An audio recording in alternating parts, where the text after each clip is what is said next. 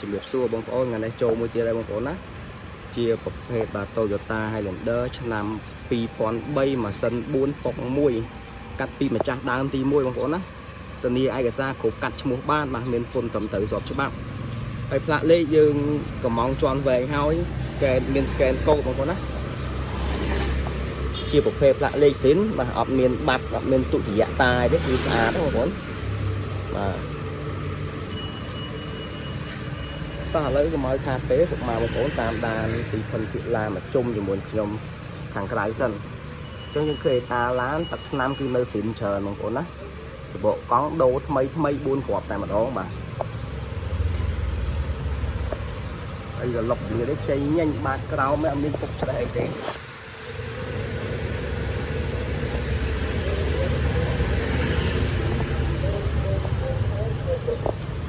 បាតក្រោមស្អាតអត់ពុកច្រេះបាទទឹកឆ្នាំនៅស៊ីនច្រើនកាវចកុងអីគឺនៅមានបងប្អូនណាបាទសបកកង់នៅថ្មីធានាឡានស្អាតជួយពុកម៉ែបងប្អូនបាទទឹកឆ្នាំគឺលើបឡូងដូចកញ្ចក់អញ្ចឹងពុកម៉ែបងប្អូនដែលមានតម្រូវការចង់បានប្រភេទឡានខ្ពស់ SUV បងប្អូនណាបាទ Highlander នេះគឺត្រូវម៉ាច់តែម្ដងហើយម៉ាស៊ីន4នៅការសំចៃគឺស៊ីសាំងតិចស្មើបាឡែនទេឡាននេះ100គីឡូស៊ីតែ8លីត្រទេបងប្អូនណាហើយពុនផ្លូវតែ250000ទេតោះអញ្ចឹងលឿនបងប្អូនដែលបានឃើញវីដេអូនេះហើយបញ្ញាប់មកមើលដល់ទីតាំងមកធ្វើតេស្តជន់សាកមកជុំពីជុំមួយខ្ញុំទៅហើយយើងនិយាយតម្លៃគ្នាតែម្ដងមកធានាឡានស្អាតមិនខុសចិត្តទេហើយតម្លៃខ្ញុំដាក់នៅក្រោមចំណងជើងហ្នឹងបានចុះបានកាទៀវកាហ្វេតិចតួចទេបងប្អូនណាហើយឡានស្អាតបងប្អូនអើយម្ចាស់មុនហ្នឹងគឺការតុបតែងគាត់គឺស្អាតបាទក្រោមខ្ចីញញអត់មានពុកអត់មានច្រេះអត់មានស្នឹមទេបងប្អូនណាគឺខ្ចីតែម្ដង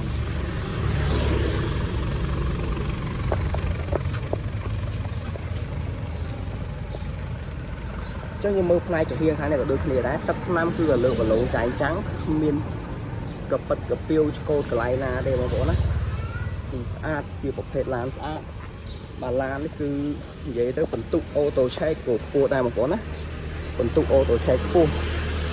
ហើយឯកសារអីគឺធានាមានគ្រប់ជូនពុកម៉ែបងប្អូនឡានស្របច្បាប់បងប្អូនណាឈៀកឆ្នាំ2027ពុនផ្លូវ24គឺបង់ឲ្យហើយបាទប្រភេទឡានសំណុំម្ចាស់ដើមទី1ពុកម៉ែបងប្អូនហើយម៉ាស៊ីនឆេះស្ងាត់មែនតើបងប្អូនណាម៉ាស៊ីនឆេះស្ងាត់តោះឥឡូវយើងមកមើលផ្នែកខាងក្នុងអូនេះឲ្យពុកម៉ែបងប្អូនមើលកូនកញ្ចក់តិចបាទកូនកញ្ចក់គឺនៅមកជុំតែម្ដងបងប្អូនណាតោះឥឡូវយើងមើលលេខកូដមកលេខកូដនៅសំណុំស៊ីនទាំងអស់យើងមើលលេខកូដខាងនេះគឺបាទខែ7ឆ្នាំ2003ចំតែម្ដងពុកម៉ែបងប្អូនណាមិនមែន02ចុងឆ្នាំអីទេគឺខែ7ឆ្នាំ2003ចំតែម្ដងក៏លុកកលៀតខ្ចីញញបងប្អូនណានេះយើងមើលតែកលុកកលៀតស៊ីនទៅដឹងហ្នឹងបងប្អូនណាបាទហើយកញ្ចៅយើងហែកមើលតែប៉ុណ្ណេះទៅដឹងបាទកញ្ចៅគឺតឹងមែនតើវាឯនៅសំណុំស៊ីនរបស់វានេះបងប្អូនណាបាទនៅសំណុំស៊ីនរបស់វាហើយគ្រឿងក្នុងគឺយើងតុបតែងពណ៌ក្រហមជាមួយនឹងខ្មៅបាទស័ក្តិសមជាមួយនឹងពណ៌ខាងក្រៅជាប្រភេទពូកស្បែកល្អបងប្អូនណាម៉ាស៊ីនត្រជាក់បើកតែមួយកម្មល្ងាបាទហើយនេះគ្រឿងក្នុងខ្ចីញញដបូលខាងលើអត់មានលហែកលហុយទេគឺស្អាតតែម្ដងហាប់ណែន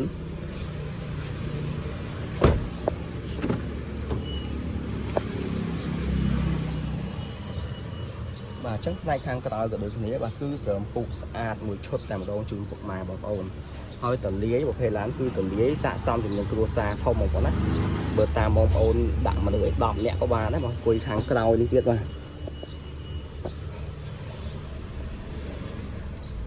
ាទគ្រឿងក្នុងស្អាតស្នូកអីនៅស្អាតស្នូកនៅសំណុំស៊ីនណាបងប្អូនបាទស្នូកនៅសំណុំស៊ីនស្អាតណាបាទកន្លែងគូកតុយបរិយគឺនៅស្អាតបាទលេខកូដមកជុំឡាននេះមកគឺអត់ឲ្យខកចិត្តទេពុកម៉ែបងប្អូនណា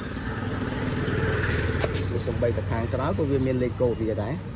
នេះជាលេខកូដពីប្រទេសគេមកតែម្ដងបាទយើងមើលខាងក្រោយនេះបងប្អូនអើយថ្មីមិនមែនជាប្រភេទឡាន lobster ឡានលួយប្រវត្តិអបតាក់ស៊ីពីមុននេះយកមកកែកុនលក់ជូនពុកម៉ែបងប្អូនទេវាជាប្រភេទឡានម្ចាស់ដើមជិះលក្ខណៈគ្រួសារតែម្ដងគាត់នៅពេញបងប្អូនណាបាទហើយយើងមើលផ្នែកត្រីនៅសំណុំស៊ីនទាំងអស់បាទអញ្ចឹងពុកម៉ែបងប្អូនឃើញជាក់ស្ដែងឡានប្រភេទឡានស្អាតគឺអញ្ចឹងបងប្អូនណាបាទប្រភេទឡានស្អាតគឺអញ្ចឹង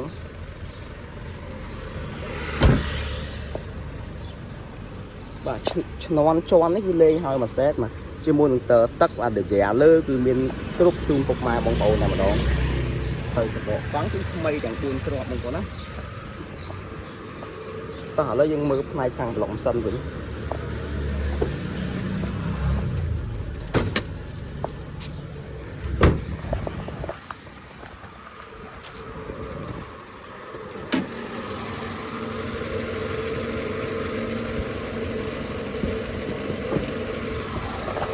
នេះពុកម៉ែបងប្អូនណាយើងមើលផ្នែកប្លុកស៊ីនបាទ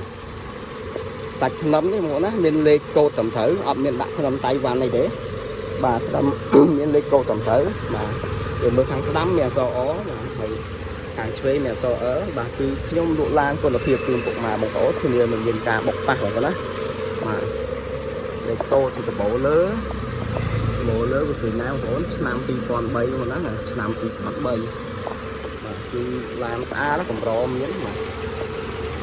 ហើយយើងមើលម៉ាក់គេវាអត់មានហុយសៃទេបងប្អូនណាយើងធ្វើឡានស្អាតបង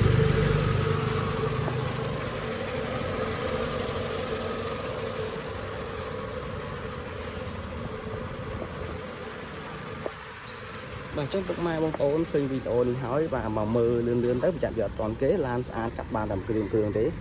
បាទចឹងឲ្យមានច្រើនទេពីខ្ញុំបរិយទិញលក់ឡានសូមអរគុណសូមជម្រាបលាបាទជួបគ្នាវីដេអូក្រោយទៀត